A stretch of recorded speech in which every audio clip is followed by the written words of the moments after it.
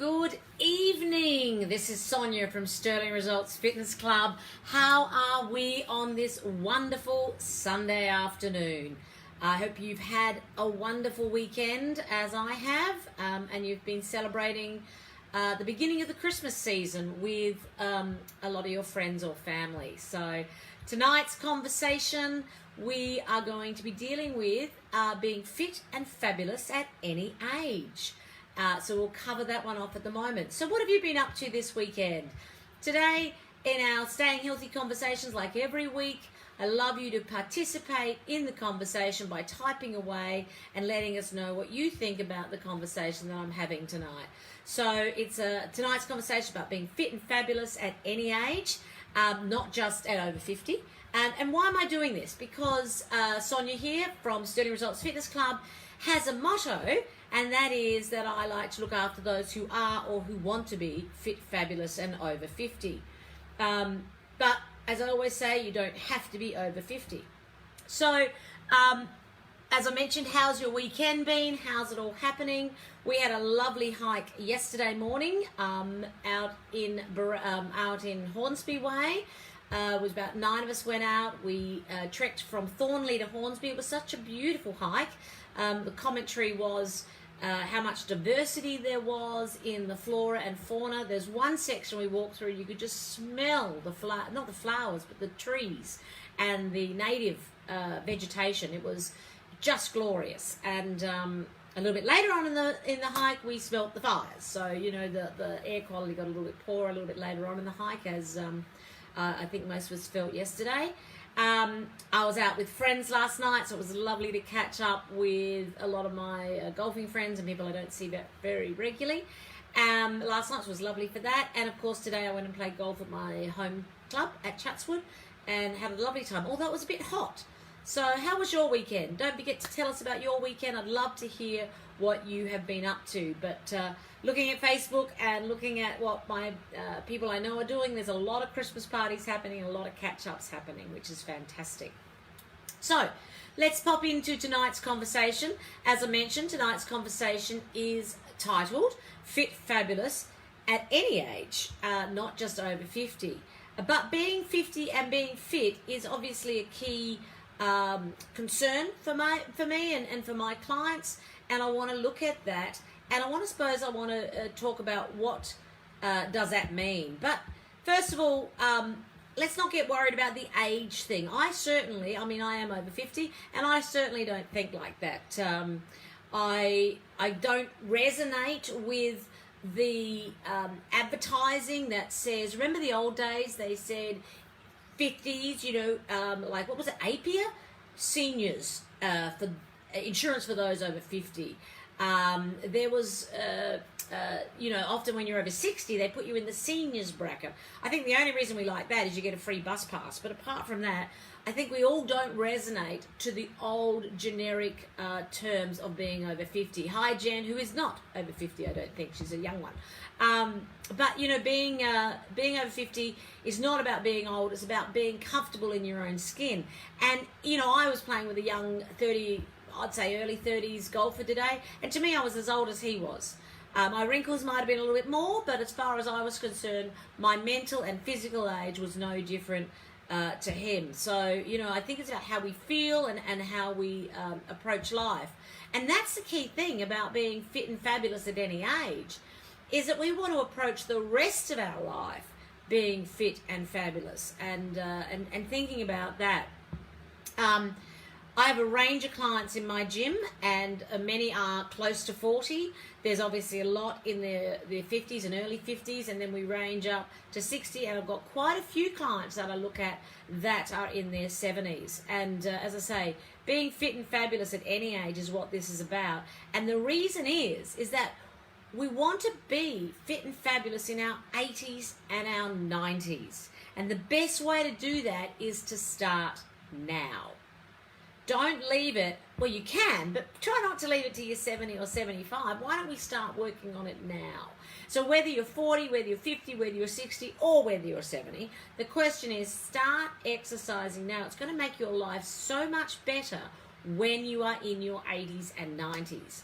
And I think one of the things we need to understand is that drugs will keep us alive till we're 80 and 90. So wouldn't it be nice to have a fit and fabulous life? You know, again, I wrote some notes here that, again, we don't resonate, and we're not the same as the 50-year-olds of generations gone by. And if we look at our parents, perhaps when they were 50, were they a little older than us? Were they a little less fit than us? Were they a little unhealthier than we are? And, were their lifestyles more sedentary compared to ours? And I don't think we want to live as the generation gone by. We want to live as the modern young generation of today. I remember my mum, she was she was very unfit. I would say she was unhealthy, although on a pretty good diet from probably the age of 40. Certainly, cut out her sugars and cut out her a lot of lactose and ate lean, but had a very unhealthy internal system. And as such, because she was unfit, unfortunately she passed away at 58 of a heart attack. And I don't want that to happen to anybody I know. And I want us to do the best we can to live the healthiest that we can right up until, we no longer need to be part of this world. And let's not have that under 100, I think. I think we should try to make the 100 lifestyle. So let's rehash the reasons why we want to be as fit as we can at any age. And they're all the things you already know about. By being fit and healthy, you are going to prevent illnesses and disease. Absolutely, categorically, you are going to be healthier and fitter. You're going to help and reduce the potential of heart attack and stroke. You're going to help your muscles and your joints by being fitter and healthier. You're going to avoid type 2 diabetes. Alzheimer's also, and the effects on the brain, and obviously certain cancers, lung and colon, are common cancers that are known to be improved with health. So being healthier is just going to stop you getting those terrible diseases, and that's the most important thing. That we don't want to have our life impacted by type 2 diabetes, by cancer, or by heart disease. So that is probably the most important thing. Secondly, by being fit and healthy, you actually going to help all the other chronic diseases that might come along, even menopause. You can avoid side effects of menopause by being fitter and having a more healthier lifestyle. You'll also improve your immune system and your gut health, your digestive system. So some of those internal systems which let us down as we age, how can we have better quality on those, have a better immune system, a better digestive system, and have less side effects from our menopause? So, being healthier, being fitter is going to impact those areas. Number 3, being fitter is going to give you a healthier weight range. We know that by maintaining exercise, we are going to wear off some of those overeating impacts, or that ability to get more sedentary and then put on weight as we age. Let's get active and reduce that. Healthier weight range will again help those chronic diseases and those diseases I just spoke about, especially type 2 diabetes, but also the amount of weight on your joints. So many people come to me with knee issues. If we could reduce some of the weight, we will obviously help our joints as well. So that's key, and it impacts on our areas maybe with arthritis and areas like that. So healthy weight range is another great reason to keep your fitness level up. Number 4, boost brain and emotional health. So we know that exercise improves our endorphins, and if our endorphins are increased, then we're going to have a healthier and happier lifestyle. So we're going to be happier, and we're going to have more energy, and in fact we're going to have a healthier brain. I also love an example with my clients. I often say we're working out in our brains as much as we are working out our muscles when we come to exercise. So often I'll be teaching a particular exercise, and the brain's got to be absolutely working. If we're boxing, it's different activities: cross, jab, jab, jab, cross. And it's like, which one's a jab, which one's a cross? I would do one that's 4 straights, 8 uppercuts, 4 hooks, 1 cross. Now, what are those moves? Think about them as we're actually drilling that really quickly.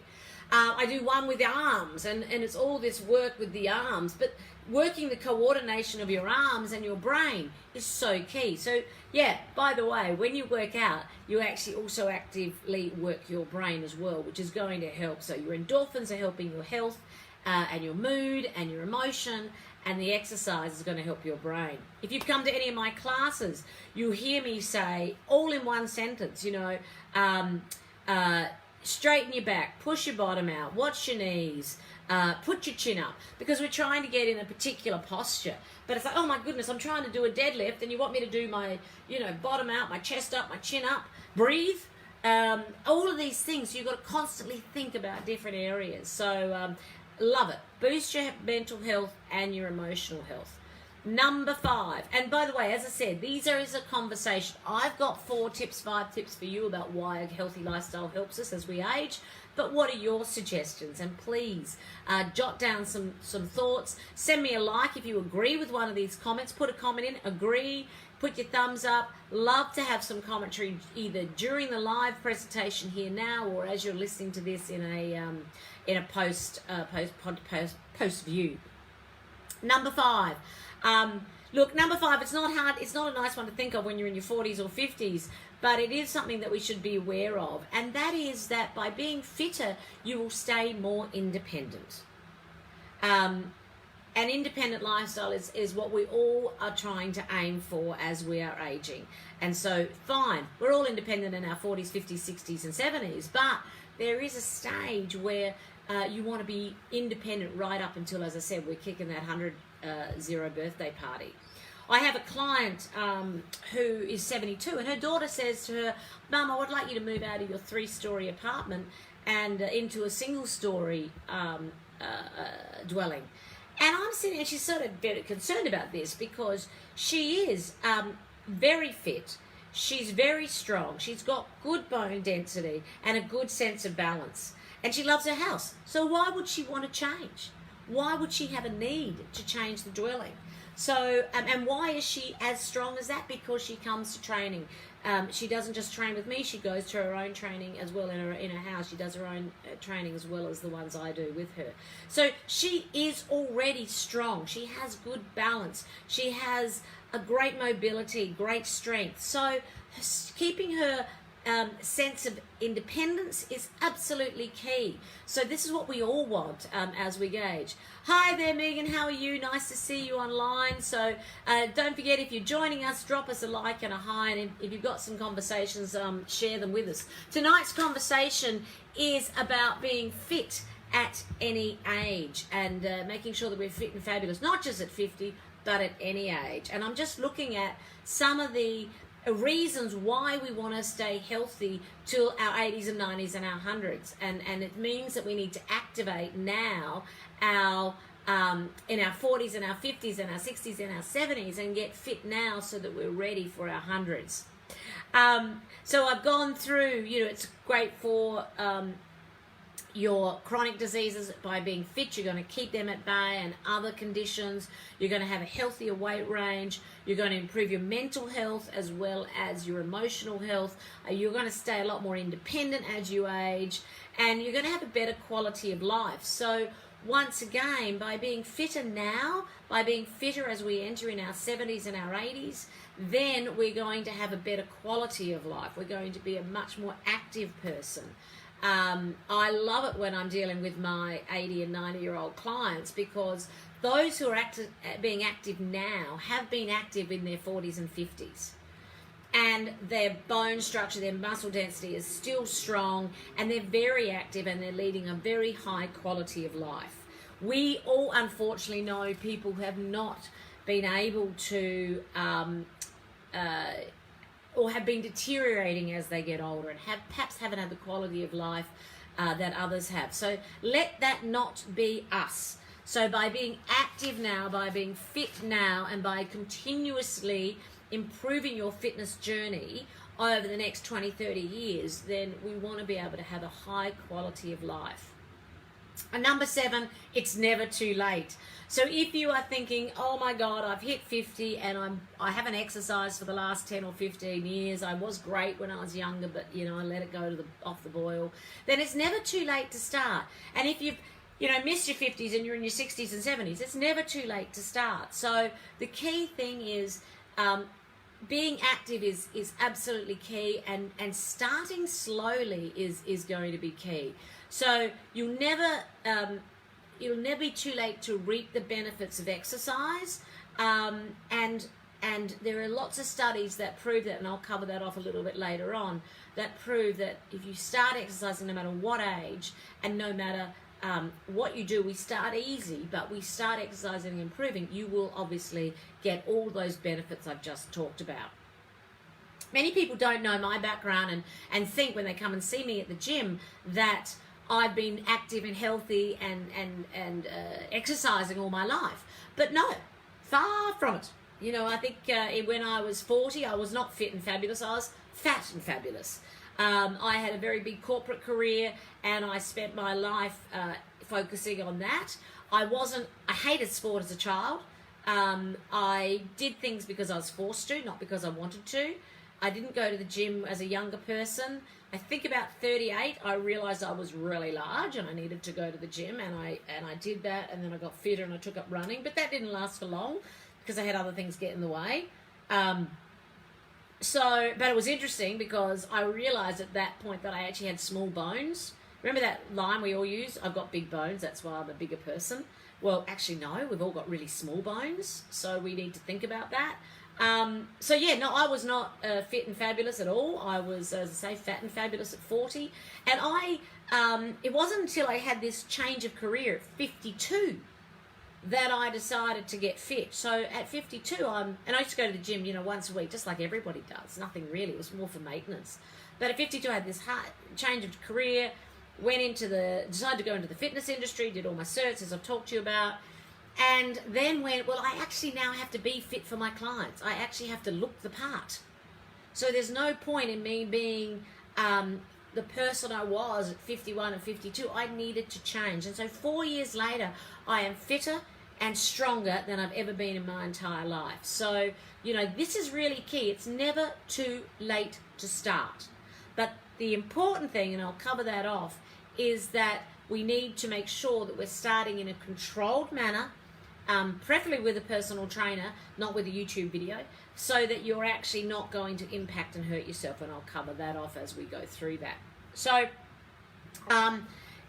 never too late. There's lots of studies out there. What I was going to say was there's a study out there that has proven that wheelchair-bound nursing home residents who have experienced, mostly are in their 80s and 90s, who experienced some sort of weight-bearing exercise, overall have improved their functional ability, and of course then their mental ability. And it's going to be exciting. In the new year, I'm writing a program for a nursing home so that they can introduce certain exercises to their residents.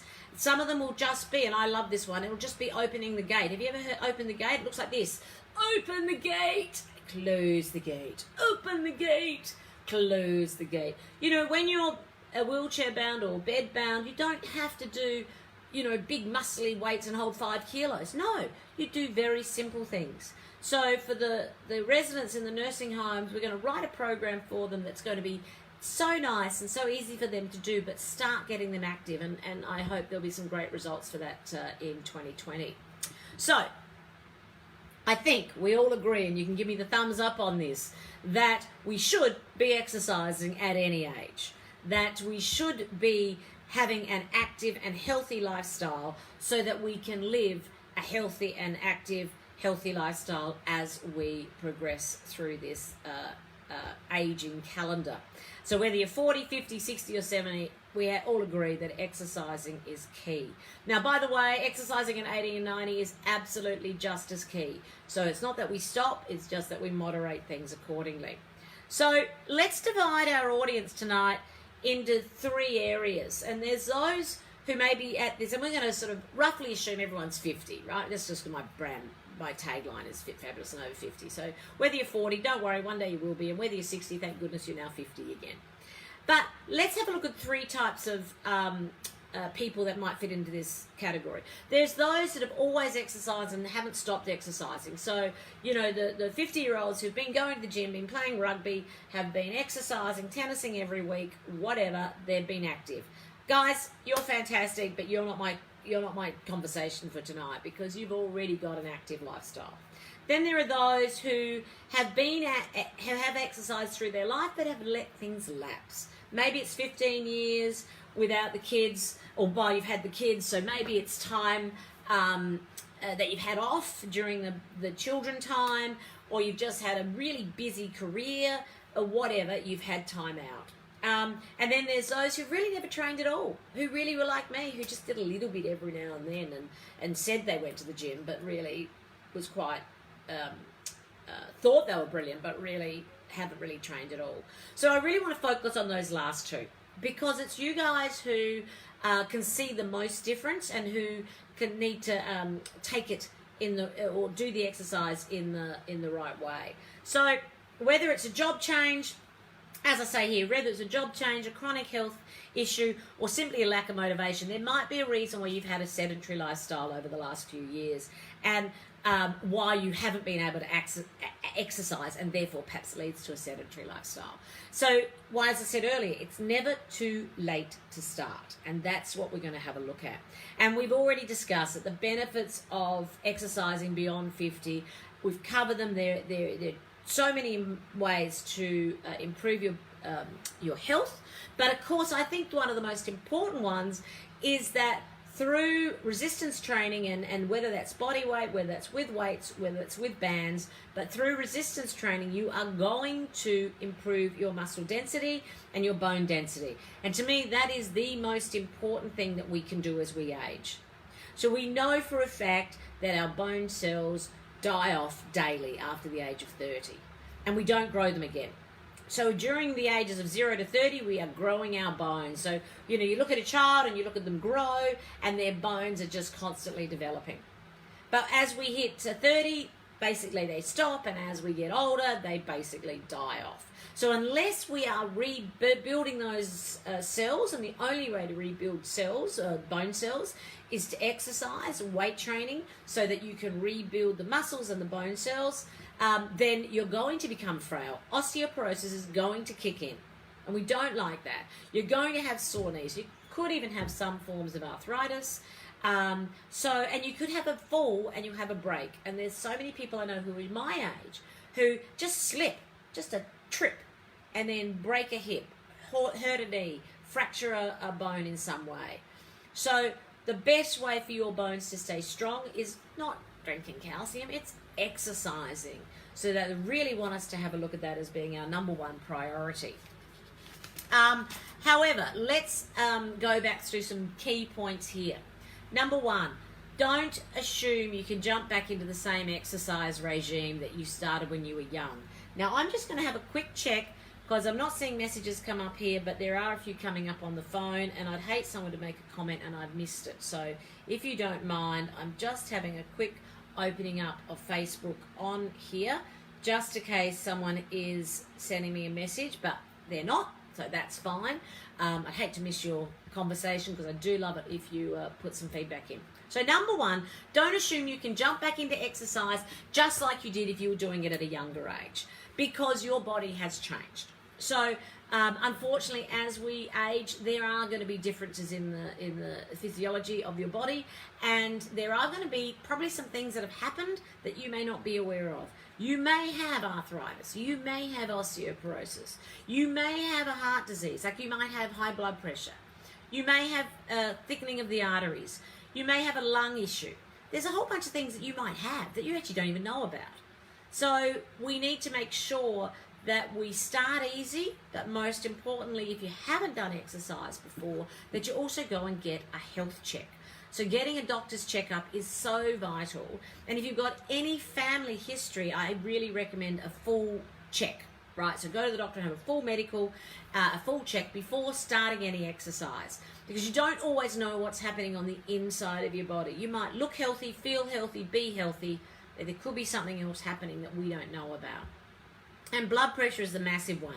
We don't always know whether we've got high or low blood pressure if we haven't been diagnosed. So really key to just go and get yourself checked, get your blood pressure checked on a normal day, and just get some feedback from your doctor about what your exercise capability is. And obviously share that with your trainer, because they need to know your health conditions. They will usually ask, or I always ask, a history of questions. I'll do it verbally, and then I'll ask you to fill in a form, because it's so key for us to know what your history is, what your health history is, your family history is, and if there are any diseases or chronic illnesses we need to be aware of, so that we can adapt any exercises for your personal condition. So don't jump back into exercise when you're a kid. If you lifted heavy weights as a child or a young person, don't think you can lift heavy weights now. If you used to run a marathon, don't think you can go back out and run a 10K, jog straight away. Warm up to these things. Just get yourself back into it. Get your joints used to what's going on. I highly recommend that if you're coming back to the gym, that you get yourself a personal trainer or join a small group class, something that has 4 or 5 people in it, so that your trainer can actually keep a specific eye on you. If you're going to a big class where there's 30 or 40 people in the class, 20 people in the class, you won't be seen. It's impossible for a trainer to actually physically look at 20 or so people in a class. So it's going to be very hard if you've got any issues, or you've got some knee issues, or your technique's not right, to get that right. I certainly don't recommend that you go and join an F45 or a CrossFit class if you're just coming back into training, because that's going to be hard on your body. And don't do things by YouTube. Go and get yourself some professional advice, because you will get your technique right if you go to a personal trainer or a small group class. And there's lots of people that do small group classes with just 4 or 5. I do them, and there's a lot of people out there that do that. Because so key to make sure your weights are light, that your exercises are monitored, that you're doing things correctly for your heart, your lungs, and your joints. So just take that in mind rather than thinking you're 22. Start with low intensity exercises. So often if I've got a class running and you're new to my class, and I might be doing some high active movements, I'll get you to do some gentler movements. If we're doing star jumps or jumping jacks, then you might just do leg taps. So just a bit more easy. If I'm running, you might be jogging, you might be walking. So it's about taking that high intensity back down to low intensity for the first few. I've got a message here. Great weather for swimming at the moment. Look, it is. It's so hot here in Sydney. But swimming's a nice, gentle way to get back into exercise. I've got a lovely lady that I know, and she can't do weight-bearing exercises at the moment because of some health issues that she's got, or some joint issues that she's got with arthritis and other areas, and back pain. But she has gone to the pool, and she is doing water aerobics, and she is loving it. So here she is, mid-50s, in the water. Average age of her other clientele is a mid-70 to mid-80s, but she goes, it's so good for me. So, and she loves the water, and she's also swimming. So she told me last night, she said, I went down to Manly and I did running in the water. So whether it's water aerobics, which is low impact, or whether it's swimming, or whether it's coming to a small class, everything's great. But remember, low impact, light on the weights if you're coming back from an injury, or if you're coming back from not exercising at all. And as I say, this is not the time to prove to yourself or to anyone else that you're fantastic, right? Oh, look, I used to lift 5 kilos, I'm going to lift 5 kilos now. You don't need to do that. Go back and lift 1 kilo now, 2 kilos now, 2.5, and then build up each week. You're not proving anything to anybody that you're a fantastic muscular person. What you're doing is proving that you are going back and taking exercise seriously, and you're going to get back slowly to it. And the worst thing is, and I write this one down, is never compete with your child. You'll never win. And there's so many adults, and sorry, it's usually the males, who want to be as strong and as fit as their son or their daughter, and just don't even bother to go there. You know, you're never going to beat them. So let the kid take the glory, please, and you just go and do something sensible, because doing it wrong will cause injury. So point 1, don't jump back in where you left off as a young person. Number 2, Keep up with a regular routine. So if you're coming back in, make sure that you're actually getting back into a regular routine. I talk about this often when I've had these conversations. It's about finding something that works for you and then doing it on a regular basis. Now, they do say that the educators out there say that you should be exercising about 150 minutes a week. Of moderate exercises or 75 minutes of really high intensity exercise a week. 150 minutes of exercise a week is 30 minutes a day. If you can do 10 minutes of brisk walking, times that by 3 times a day, that's fantastic. So minimum of 10 minutes of exercise, 150 minutes a week. Moderate exercise is great. You know, you might fit a 45-minute class in 3 times a week. You might come to a class 4 days out of 7. You might do exercise 5 days out of 7 and go for some walks. But get back in, make sure you got a doctor's certificate, come in gently, but start to work up that you're exercising every day. And variety is key, and I'll talk about that one in a moment. So moderate exercise, what's moderate to vigorous exercise? Moderate exercise is 65 to 70% of your maximum heart rate. I'll talk about that again. I'll repeat it later on. Your maximum heart rate is 220 minus your age. So for my 50-year-olds, as my examples are tonight, 220 minus 50, 170. 65 to 70% of that is 110 beats a minute. So you want to have your heart rate at about 110 beats a minute. You can divide that by 6. It's 20 beats to 17 beats a minute. It's 17 beats for 10 seconds. So even count yourself now. Count 10 seconds on your clock. Find your heart rate. What is that? That's your resting heart rate because we're doing nothing right now. But if you're doing exercise, you want that to be around 17 to 18 in 10 seconds or 110 beats a minute. So remember, 10 times 6, 60 seconds. So 18 times 6 is about 112. Number 3, make it well-rounded. So make it cover everything. So if you're going back to exercise, once you've got your clearance and you're feeling good, do a bit of aerobic, do a bit of strength, and do a bit of flexibility. So your aerobics, like for my group, especially my Fit at Any Age classes, we warm up with a dance. It's a 4-minute dance that I do with them. Every class has this, and it's very low impact, but it's a 4 minutes of dancing, and they love it. I love it. It's a great way to warm up, and it builds the heart rate up. Then we do balance exercise. So balance is really, really key for our older generations, and it's good to start balance in the 40s and 50s and 60s too, by the way, guys, because you will lose balance as you age unless you start working on it now. Then we'll do strength exercises, and then we'll do a lot of stretching at the end, so a lot of flexibility and stretching at the end. And usually during my strength, I do a little bit of cardio as well, because we want to keep that heart rate up to that 65 to 75% of your maximum heart rate.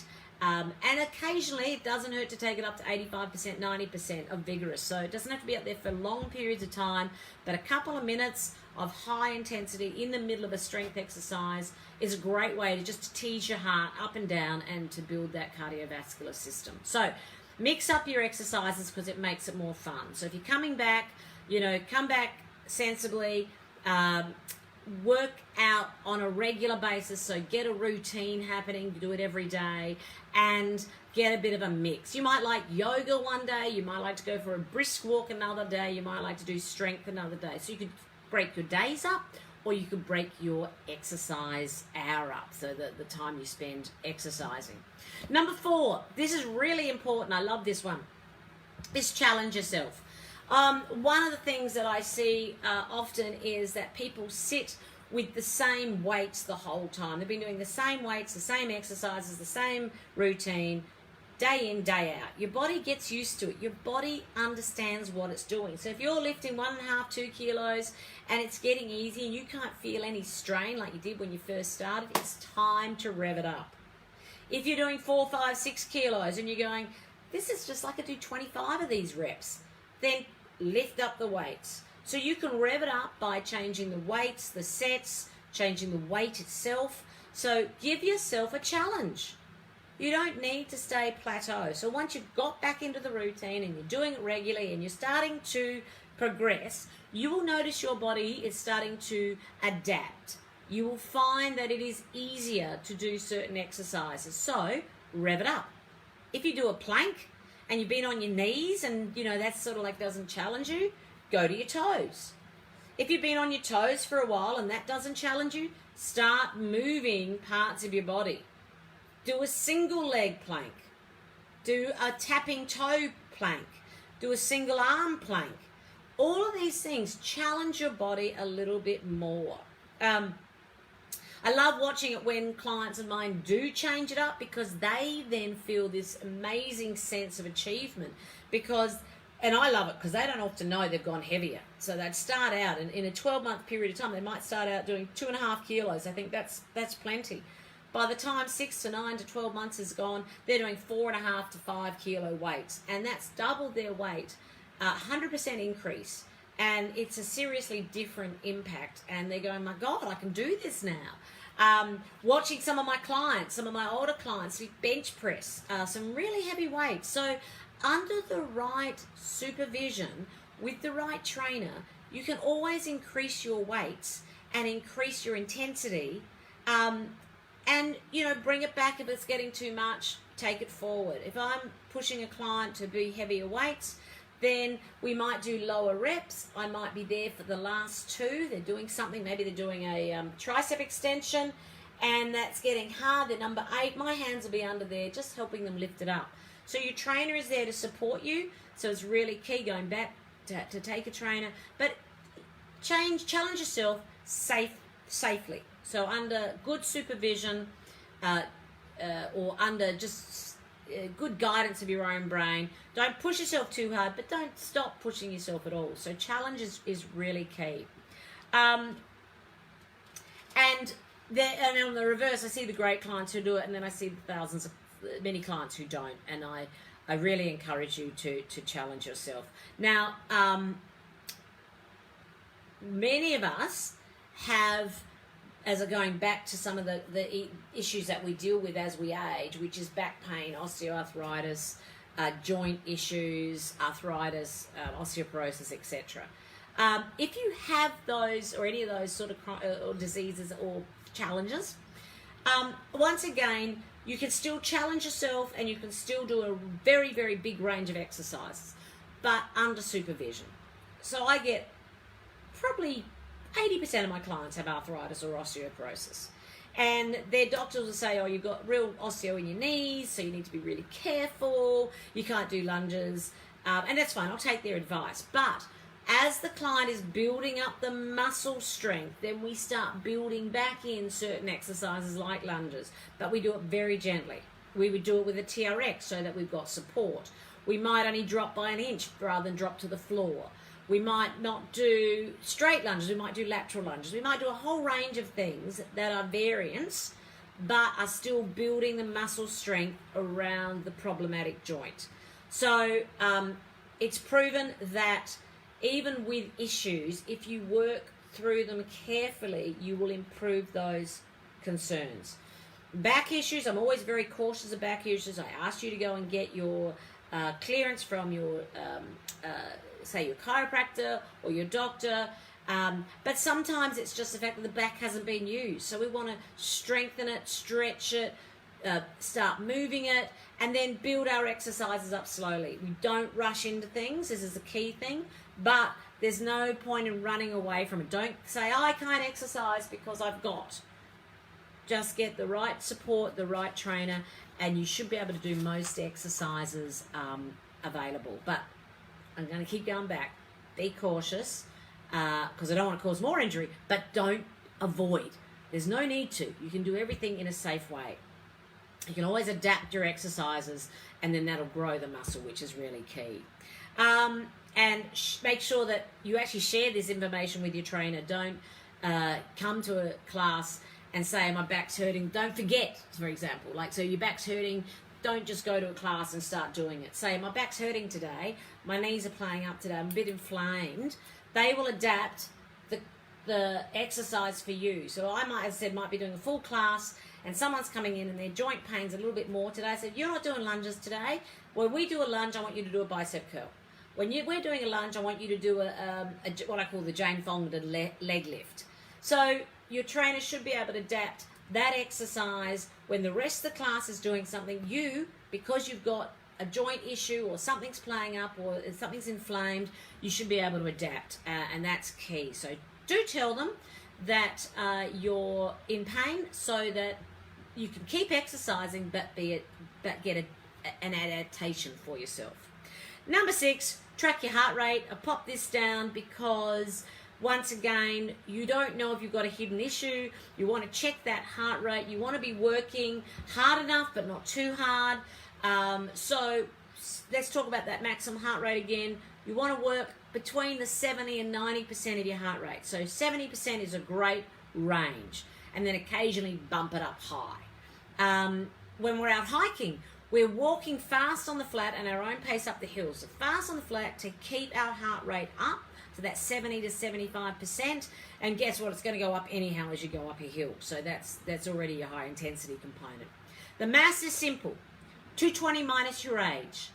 220 minus your age. And then you just times that by the 65, the 70, the 75, the 80%. So if I'm getting you to work at 70% of your maximum heart rate and you're a 50-year-old, 220 minus 50, 170, times 0.7, 120 beats a minute. So have a look at what your maths is that works for you. If you're trying to work out I did the maths here, at 85%, you want your heart rate about 155 beats a minute. It takes a bit of effort to get it up there. So you're going to have to work. And the fitter you are, the lower your heart rate is.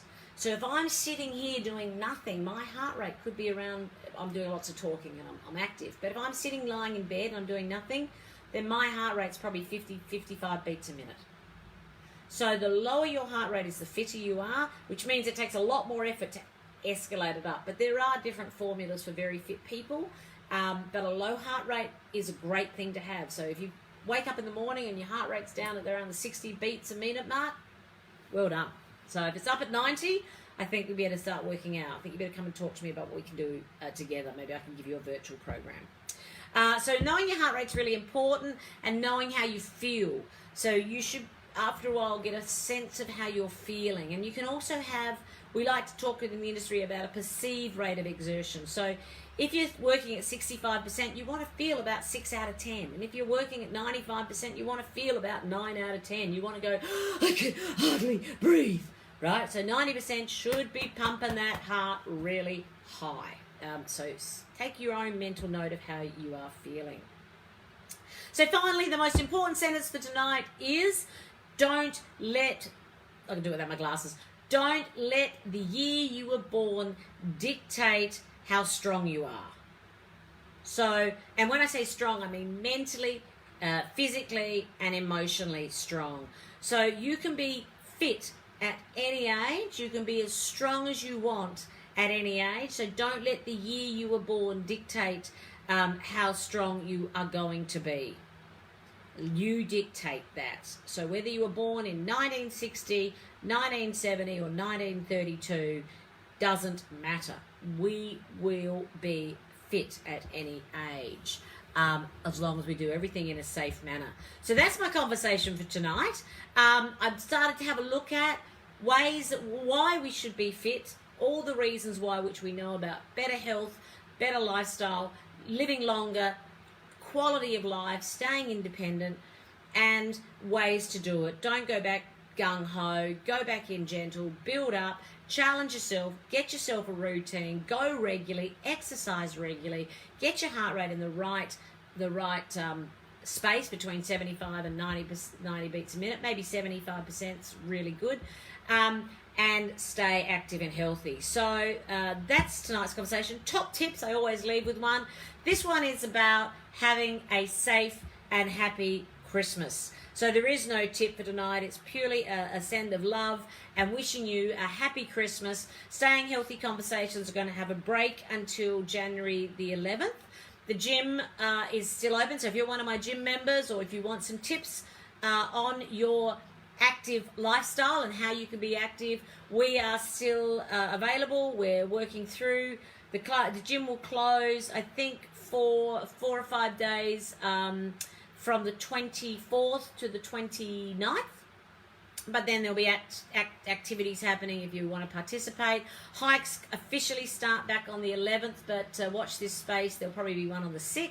So keep an eye on the website and on Facebook. There are classes and there are hikes happening over the Christmas period. But most importantly, I wish you all a brilliant start to 2020, a brilliant and happy Christmas time with your family and your dearest friends, a joyous time at this time as we celebrate the family life.